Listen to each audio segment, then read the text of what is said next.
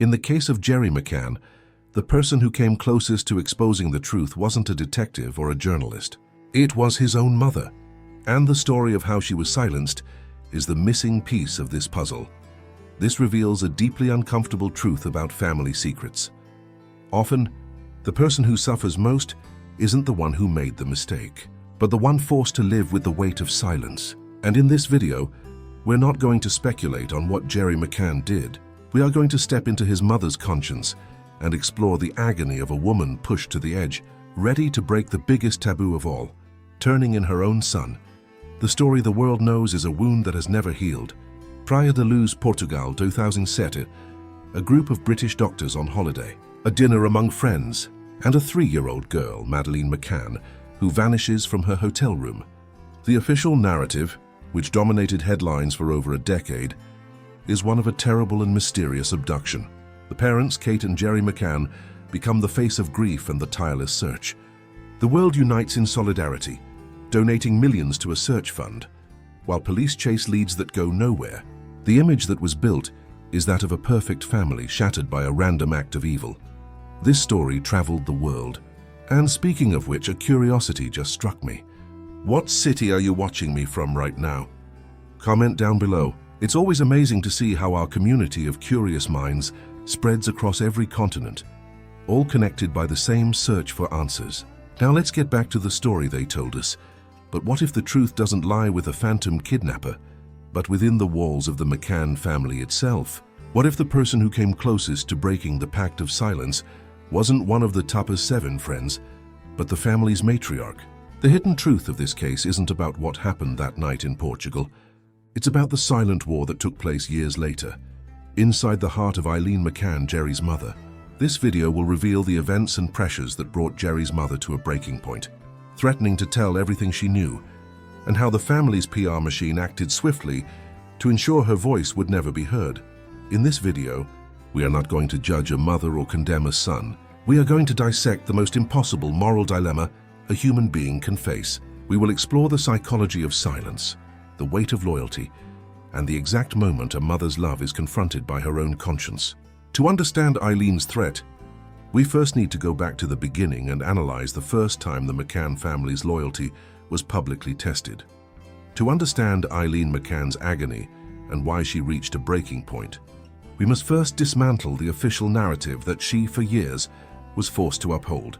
A narrative that, under the light of forensic analysis and logic, crumbles like a sandcastle. The investigation begins at the crime scene, apartment 5A. The official story says a kidnapper entered through the bedroom window, but the physical evidence shows this is practically impossible. The Portuguese police conducted tests and found that the external shutter was extremely difficult and noisy to open from the outside. To do so without waking 3 small children just a few feet away would require a supernatural skill. More importantly, there wasn't a single sign of a break-in. Not on the shutter, not on the window latch. The dust on the windowsill was undisturbed. No clothing fibers, no tool marks. The forensic logic is clear. The window could only have been opened from the inside. They said it was an escape route. The evidence shows it was a piece of theater. They said the apartment's front door was left unlocked to make the checks easier, but the logic of this claim falls apart. If a professional silent kidnapper enters through the unlocked door, the easiest route, why would he risk everything to exit through the window, a complex and noisy route? And if he entered through the window, why would he care about the door? The crime scene doesn't bear the signature of a professional.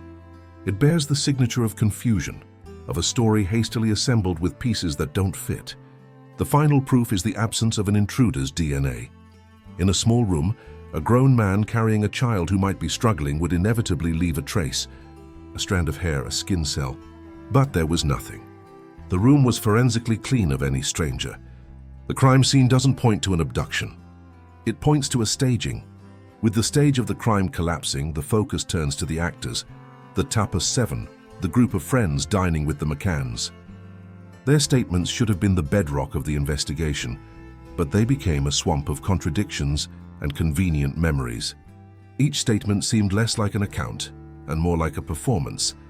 Let's start with what we can call the dinner contradiction.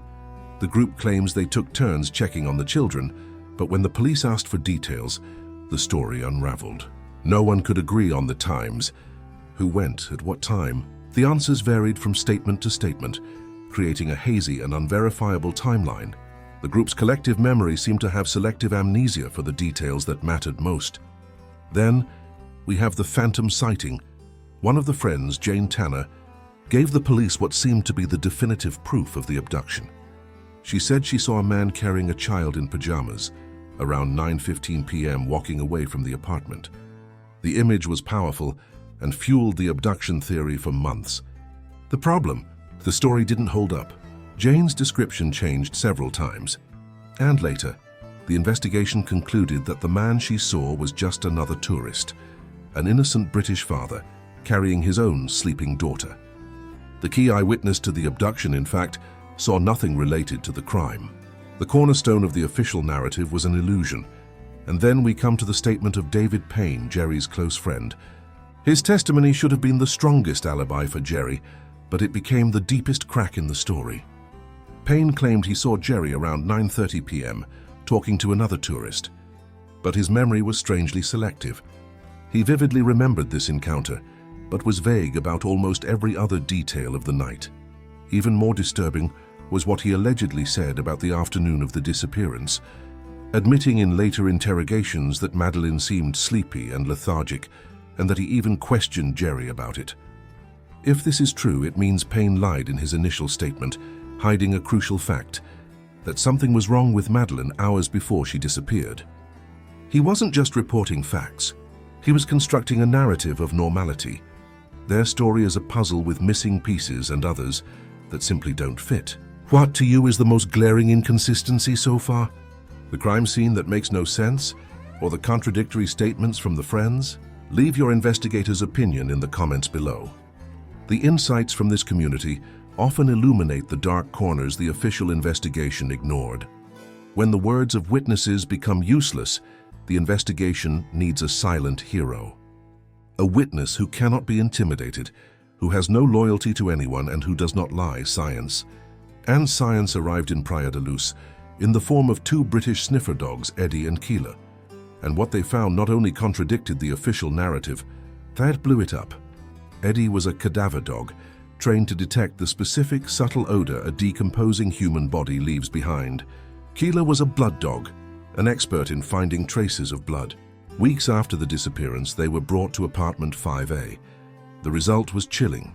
Inside the apartment, Eddie, the cadaver dog, gave a strong, clear alert behind the living room sofa and inside a closet in the parents' bedroom. This doesn't mean there was a body there at that moment. It means the odor of death had been embedded in those locations. Keela, the blood dog, also alerted behind the sofa. Science was saying that death and blood had been present in that apartment, but the most damning discovery came later. The dogs were taken to inspect the car the McCanns rented 25 days after Madeleine's disappearance. In the trunk of that car, a Renault Scenic, both dogs had the strongest reactions of the entire investigation. Eddie alerted to the scent of a corpse. Keela alerted to blood. The logic is relentless.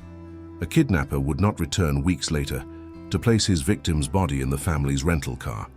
The only explanation that connects these dots is that Madeleine's body had been in that apartment and was later transported in that car. The samples collected from the spots where the dogs alerted were sent to one of the most advanced forensic labs in the world. In the UK, the McCanns' defense would later try to discredit the results, but the initial facts are clear. A sample taken from the car's trunk produced a partial DNA result. In an initial communication, the lab stated that the sample contained 15 of Madeleine's 19 DNA markers. Although the sample's complexity made it legally inconclusive for a court of law, the message to investigators was a thunderclap. The probability of it being someone else's DNA was astronomically low. Let's add up the facts. Fill a crime scene that makes no sense. Statements that contradict each other, and now science. Dogs that find the scent of death in the apartment. The same dogs that find the scent of death and blood in the trunk of a car rented weeks later.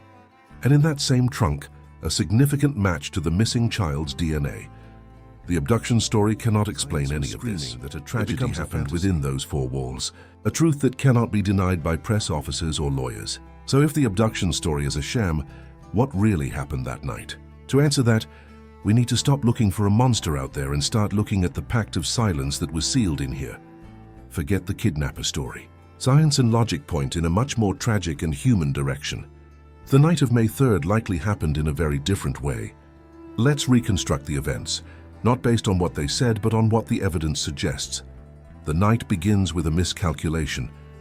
The McCanns and their friends, all doctors, successful professionals, are on vacation. They want to relax, enjoy their dinner, but they are also parents. The solution they find is a dangerous compromise. Leave the children alone, but with periodic checks. They believe they are in control. The children, including Madeleine and her younger twin siblings, are given a dose of a children's sedative like Calpol to ensure they sleep through the night. This isn't an accusation. It was a relatively common practice, but it is a crucial factor. Around 9 o'clock, Gerry McCann does his check. He enters the apartment.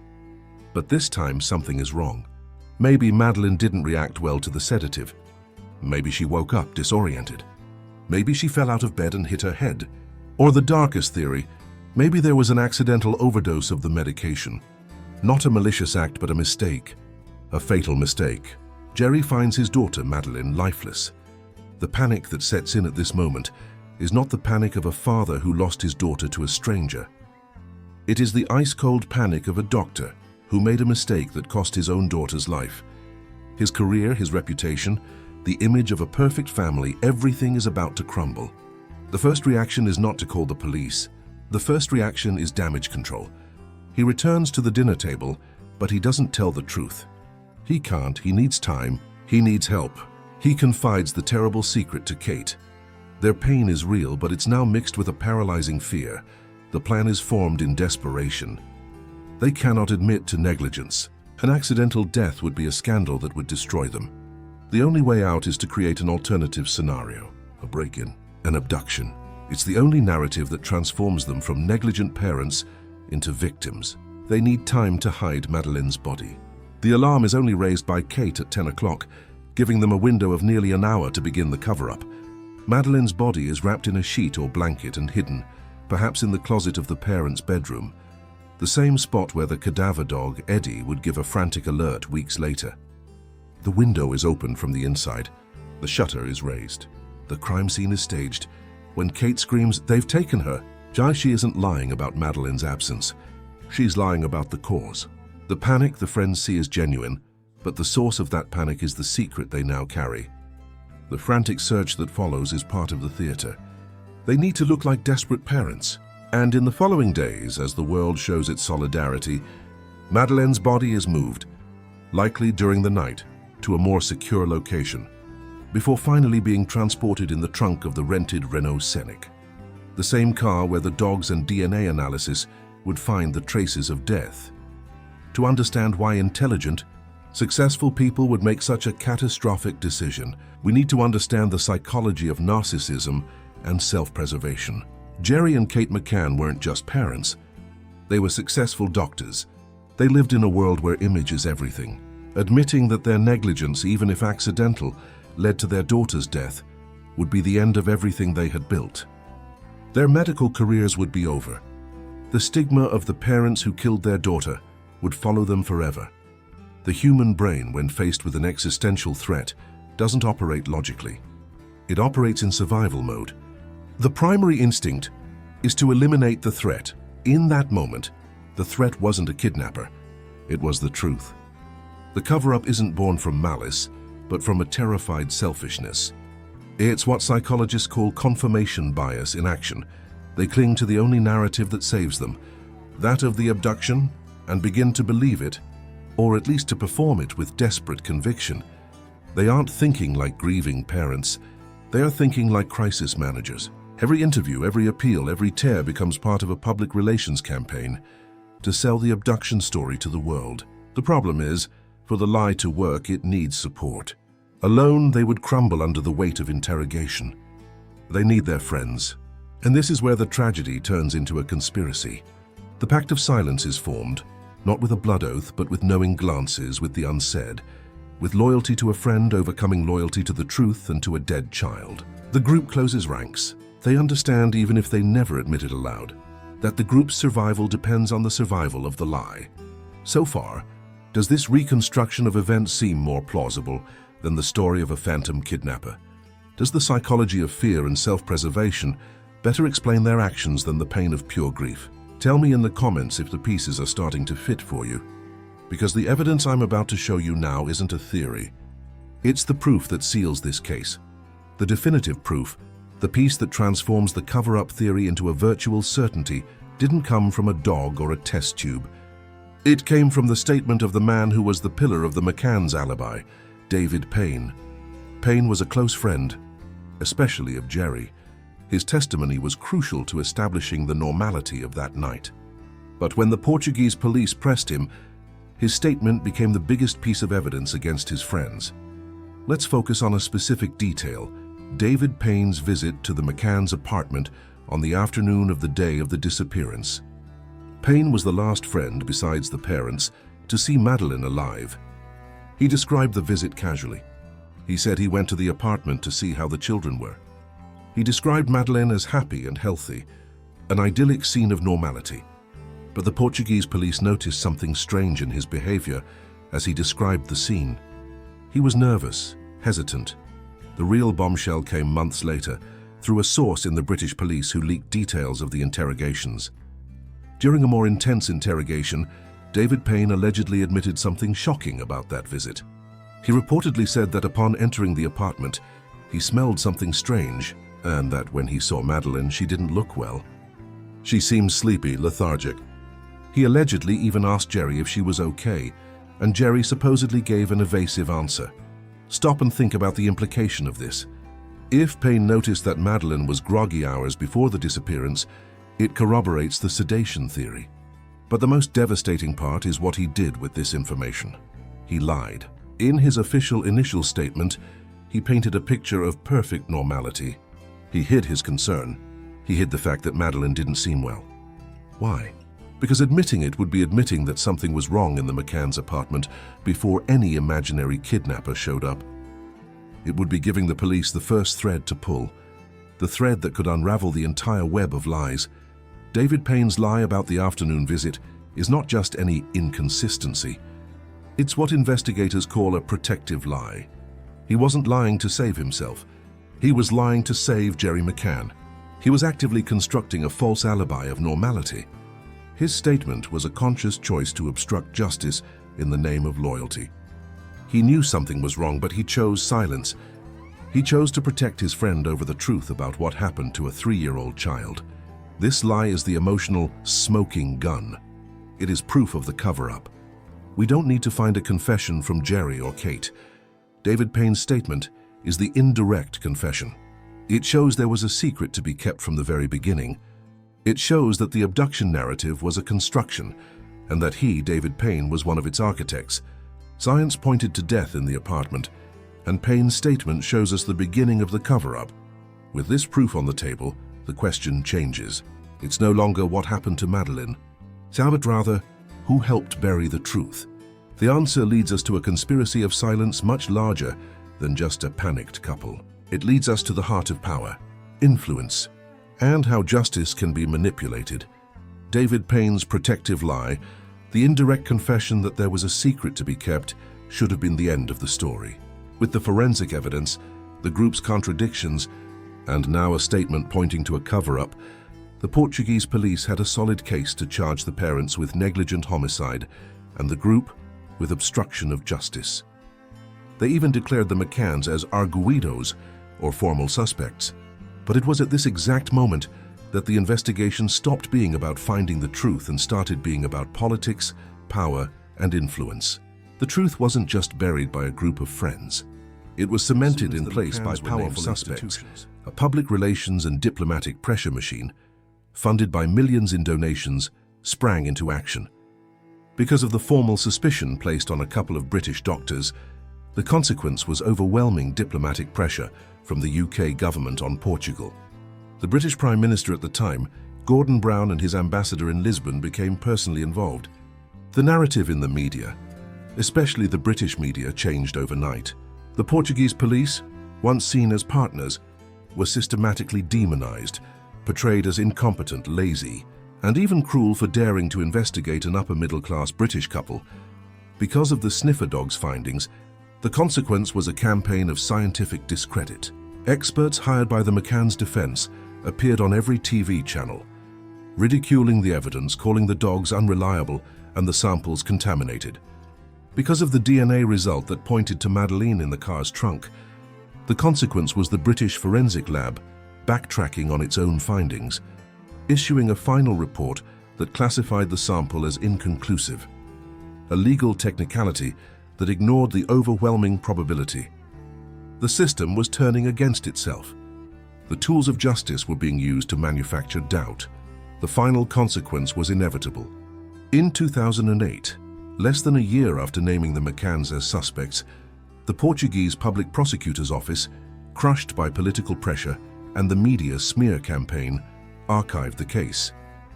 Kate and Gerry McCann were cleared. The message was crystal clear. The truth about what happened to Madeleine McCann was too inconvenient. It was easier, safer, and politically more advantageous for everyone involved to maintain the fiction of the phantom kidnapper than to confront the reality that the responsibility might lie within that family. Justice wasn't blind. It was deliberately muzzled. The price of a cover-up of this magnitude is never paid by those who commit it. It's paid by those who dare to challenge it. And the biggest collateral victim of this conspiracy of silence has a name: Gonçalo Amaral. He was the chief detective of the Portuguese Judiciary Police, the man in charge of the initial investigation. He was the first to suspect the McCanns' story, the first to see the cracks in the narrative. It was he who followed the trail of evidence, who requested the sniffer dogs, who built the case against the parents. He was doing his job, but for daring to do his job, he was crushed. Amaral was abruptly and controversially removed from the case, accused of criticizing the British police. He retired from the force and wrote a book, Maddie, The Truth of the Lie, where he detailed his theory and the evidence that supported it. The reaction was immediate. The McCanns sued him for libel, starting a legal battle that would last for over a decade. They didn't just want to silence him. They wanted to destroy him financially and professionally. Amaral's book was banned in Portugal for years. He was ordered to pay €1 million compensation to the McCanns, a decision that nearly bankrupted him. Although higher courts later overturned that ruling, the message was sent to any other officer, journalist or witness who dared to question the official version: speak the truth and you will pay the price. The story of Gonçalo Amaral is the story of how the system protects its own, even if it means devouring its own servants. He became the scapegoat, the man punished for being right. His career was destroyed not by incompetence, but by his refusal to participate in the charade. He is the human face of injustice in this case. It's infuriating. It's frustrating. And that's exactly why this channel exists. If you believe that these stories of power and cover-ups need to be exposed, that the truth cannot be bought or silenced, then be part of this mission. Subscribe to the channel and turn on notifications. Every new subscription is a vote of confidence and a clear sign that we are not alone in this search for answers.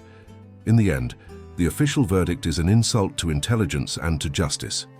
The Madeleine McCann case remains officially open, but unsolved. Over the years, the British police have spent more than £12 million on their own investigation. Operation Grange. They have chased hundreds of leads, investigated dozens of suspects, but have never come close to an answer. Why? Because from the beginning, Operation Grange operated under a flawed premise: that there was an abduction. They refused to seriously re-examine the possibility of accidental death and a cover-up.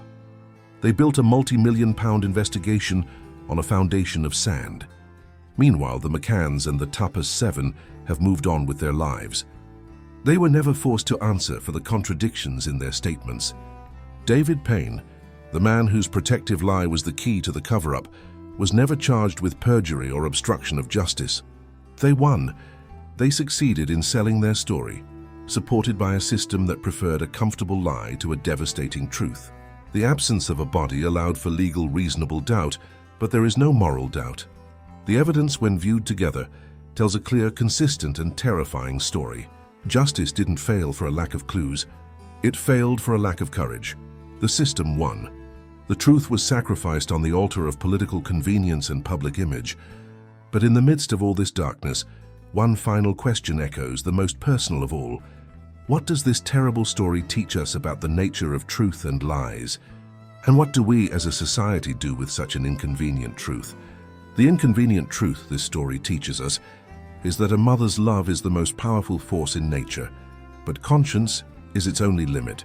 My final conviction, after analyzing every piece of this drama, is that Eileen McCann's threat was not an act of betrayal, but the last and most desperate act of love she had left. What haunts me is not the crime Gerry McCann may have hidden, but the image of his mother, alone carrying the weight of that secret for years, until the silence became heavier than the truth itself. She wasn't trying to destroy her son, she was trying to free herself. And that is the most tragic truth of all. And now, after we've gone through all of this together, I need to know what this story has awakened in you. Use the comment section below not to judge, but to bear witness.